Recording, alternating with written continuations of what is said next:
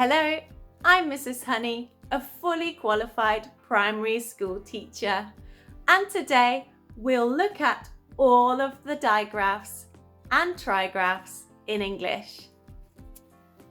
Shh, ch, f, or unk,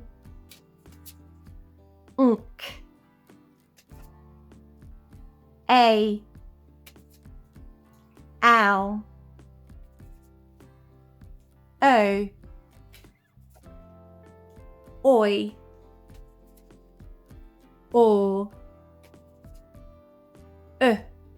or oo, e, ow, or o, a, oi, ow,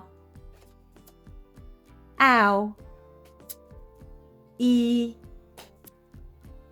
oo, ew,